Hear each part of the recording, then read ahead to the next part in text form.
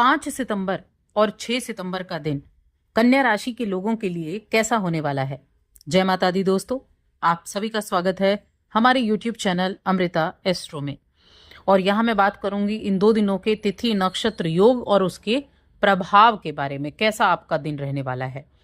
तो देखिए, 5 सितंबर का दिन जो है ये शुक्रवार का दिन है और शुक्ल पक्ष की त्रयोदशी तिथि रहेगी। चंद्रमा शनि की राशि मकर राशि में है और श्रवण नक्षत्र में है। योग की अगर हम बात करें तो शोभन नाम का योग बनेगा, जो कि एक शुभ योग होता है। सर्वार्थ सिद्धि योग बनेगा और साथ में बनेगा रवि योग। 6 सितंबर ये शुक्ल पक्ष की चतुर्दशी तिथि है और शनिवार का दिन है। अब इस दिन भगवान गणेश का जो 10 दिनों का उत्सव चल रहा था उसकी समाप्ति का दिन भी है। चंद्रमा जो है वो मकर राशि से निकलकर कुंभ राशि में प्रवेश कर जाएंगे, घनिष्ठ नक्षत्र में रहेंगे। सूर्य का जो नक्षत्र है, जो सूर्य सिंह राशि पूर्व फाल्गुन नक्षत्र में, उनके पद का भी परिवर्तन होगा। अब योग जो बनेंगे वो एक तो सुकर्मा नाम का योग बनेगा और रवि नाम का योग बनेगा। ये 2 योग बनने वाले हैं। अब इन योगों का किस तरह से प्रभाव आपकी दिनचर्या को प्रभावित करेगा, चलिए जान लेते हैं विस्तार से। आगे बढ़ने से पहले छोटा सा निवेदन है, चैनल पर पहली बार आए हैं, अभी तक चैनल को सब्सक्राइब नहीं किया है तो जरूर कर लें। चलिए अब 5 सितंबर के बारे में जानेंगे कि 5 सितंबर का दिन आपके लिए कैसा होने वाला है। तो यहाँ कन्या राशि के जातकों के लिए अगर हम हेल्थ की बात करें तो काफ़ी अच्छा आपकी हेल्थ के लिए चीज़ें दिख रही हैं। एक्सरसाइज वगैरह करना, अपने ऊपर थोड़ा सा ध्यान देना, अपने रंग रूप को निखारने के लिए ध्यान देना, ये चीज़ें आज आपके मन में रहने वाली हैं और इन्हीं चीज़ों की बदौलत अपने जो हेल्थ है उसको भी आप अच्छा रख पाएंगे। देखिए, मकर राशि में चंद्रमा है। मकर राशि में चंद्रमा जिसकी वजह से थोड़ी बेचैनी तो हो सकती है, लेकिन आपकी हेल्थ फिर भी अच्छी रहेगी। आपको कोई भी काम करना है, एनर्जी आपके पास होगी, एनर्जी का अच्छे से इस्तेमाल कर पाएंगे, क्योंकि आपकी राशि में तो मंगल देव बैठे हुए हैं, जो कि एक ऐसी एनर्जी है जो फुल एनर्जी देने का काम करती है। तो उस एनर्जी का सही से इस्तेमाल करना, ये आपको देखना है। आज किसी भी कार्य को आपको नजरअंदाज नहीं करना है। कोई भी आपका काम है उसको पेंडिंग में नहीं लेकर जाना है। ये नहीं सोचना है अरे छोड़ो कल कर देंगे, छोड़ो किसी दिन देखा जाएगा। ये आपको आज बिल्कुल नहीं करना है। इस चीज का बिल्कुल एकदम सोच लीजिए कि जो आज के लिए काम है वो आज ही निपटाना है। तो ये क्या रहेगा कि इससे आपका एक जो रूटीन है वो अच्छा रहेगा, आपके उस कार्य का रिजल्ट आपको अच्छा मिलेगा। आप, क्योंकि ऐसी चीजें हैं कि जैसे कोई जिम्मेदारी आपको दी गई, आपके पास कोई किसी काम को करने का जिम्मा है, तो उसमें थोड़ी लापरवाही आप कर सकते हैं और ये लापरवाही आपको बहुत भारी पड़ सकती है। तो आपको आगे भविष्य में पछताना पड़े, उससे अच्छा है कि आप ये सुनिश्चित कर लें कि आपकी प्राथमिकता क्या है। आप आगे बढ़ना चाहते हैं, आपको अच्छे रिजल्ट की आवश्यकता है या नहीं, तो अपने सभी कार्य सही समय पर आपको करने हैं। सर्वोत्तम परिणाम आपको देखने को मिलेंगे। दोपहर का समय बहुत अच्छा दिखाई दे रहा है इस दिन का। इस समय अवधि में कोई भी आप काम करते हैं तो वो आपके लिए भाग्यशाली रहेगा, उस कार्य के अच्छे रिजल्ट आपको देखने को मिलेंगे।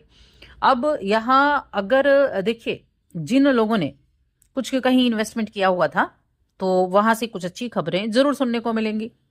उस निवेश का फायदा आपके सामने दिखेगा, जिसे देखकर आपको खुशी भी होगी।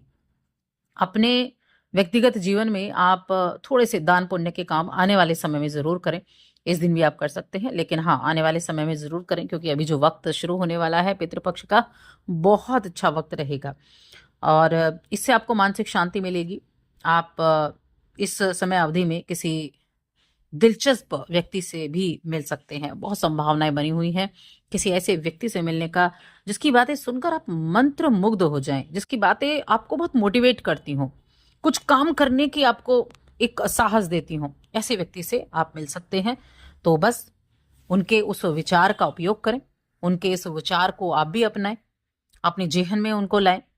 तब आप पाएंगे कि हाँ, आप अपने काम पर उसी तरीके से फोकस कर सकते हैं। अगर हम रिश्तों की बात करें तो पारिवारिक जीवन आपके लिए अच्छा है और प्रेम जीवन, वैवाहिक जीवन, दोनों बहुत ही उत्तम बने हुए हैं। देखिए, शादीशुदा लोगों के लिए मैं एक बात कहूंगी कि शादीशुदा जीवन में आप अपने पार्टनर को उतना ही महत्व दें जितना वो आपको देता है। तो आपका रिश्ता बहुत अच्छा रहेगा। आपको सच्चे प्रेम का एहसास होगा। एक दूसरे की चीजों को सराहें, एक दूसरे के काम को महत्व दें। और प्रेम जीवन के मामले में अच्छा है, आप एक दूसरे पर ध्यान देंगे।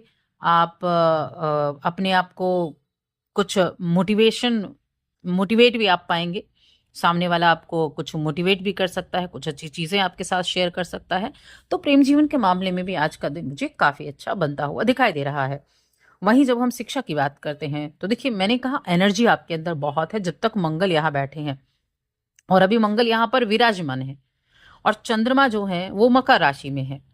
तो ये जो समय है ना, आप जितना अधिक फोकस अपने माइंड को कर सकते हैं उतना अच्छा रिजल्ट आपको दिला सकता है। तो इसीलिए पढ़ाई पर ध्यान दें, आपको अच्छे रिजल्ट मिलेंगे। चलिए अब बात करते हैं 6 सितंबर की। अब यहाँ 6 सितंबर के दिन कन्या राशि के जातकों के लिए छठे भाव में चंद्रमा चले जाएंगे, छठे भाव में राहु विराजमान है। अब छठे भाव में चंद्रमा की जो स्थिति है, ये नौकरी करने वाले जातकों के लिए मिले जुले प्रभाव देने वाली है। आपको अपने ऐसे, अगर आप किसी तकनीकी योग्यता से जुड़े हुए हैं, तकनीकी काम से जुड़े हुए हैं, या फिर आपके पास कोई तकनीकी योग्यता नहीं है, तो जरूरत है कि आप उसको लें। आप कोशिश करें ऐसे टेक्नोलॉजी से जुड़ने की, क्योंकि वो आपके काम के लिए अच्छा रहेगा। और अगर आप किसी बदलाव से परेशान हैं तो आप उस बदलाव के बारे में सोचें। देखिए, ये चीज आप ध्यान रखें, अगर कोई बहुत बड़ा बदलाव आपके जीवन में हुआ है तो एक तो पॉजिटिव वे में आप उसको लेकर चलेंगे तो अच्छा रहेगा, वरना आप अपने इस बात को शेयर करेंगे तो अच्छा रहेगा। नकारात्मक विचार अपने मन में लाकर उसको अंदर ही अंदर ना उससे चिड़चिड़े हों कि आपसे ये काम होगा या नहीं, या आप इसे नहीं कर सकते हैं, आप ये कर ही नहीं पाएंगे। तो ऐसी चीजों को आपको एक साइड में रखना है और उस कार्य को कैसे आप कर सकते हैं, क्या चीजें आपके पास होनी चाहिए उस कार्य को करने के लिए, उस पर आपको ध्यान देना है। तभी आप आगे भी बढ़ पाएंगे। वहीं हम फाइनेंशियल कंडीशन की बात करें तो देखिए, पैतृक संपत्ति को लेकर अगर कुछ चीजें चल रही हैं, उसके विभाजन में कुछ चीजें चल रही हैं, तो हो सकता है रिश्तेदारों के बीच में थोड़ा सा छोटा मोटा विवाद हो जाए। और इस विवाद को बहुत बड़ी समस्या ना हो, इस पर ध्यान दें। शक्तिशाली पारिवारिक पक्ष जो रहेगा वो आपका रहेगा, अच्छा रहेगा। लेकिन यहाँ उलझने बहुत ज्यादा ना रखें। कोशिश करें कि कितनी इजी वे में आप उसको सॉर्ट आउट कर सकते हैं। और अगर किसी तरह के कोर्ट केस वगैरह की बात है तो देखिए, आप हो सके तो इसको जितना आसानी से आप इसको सॉल्व कर सकते हैं, थोड़ा टाइम लग जाए लेकिन उतनी आसानी से आप सॉल्व करें, क्योंकि आने वाला जो कुछ वक्त है उस वक्त तक चीजें अगर कोर्ट केस में जाती हैं तो बहुत मुश्किल हो जाएगा उन चीजों से सुलटना। प्रेम जीवन, वैवाहिक जीवन की बात करते हैं तो इन दोनों ही मामलों में ठीक ठाक समय है, बस जीवन साथी की हेल्थ का आपको ध्यान रखना है। शिक्षा के मामले में भी ठीक ठाक समय होने वाला है। अब आपकी राशि के स्वामी देखिए, बुधदेव की अगर मैं बात करूं तो इस समय बुधदेव आपके 12वें घर में बैठे हैं। विदेशी कंपनी, विदेश में लाभ या यात्राओं से लाभ, इस तरह की चीजें आपको अच्छे से देखने को मिलेंगी। उपाय क्या करना है?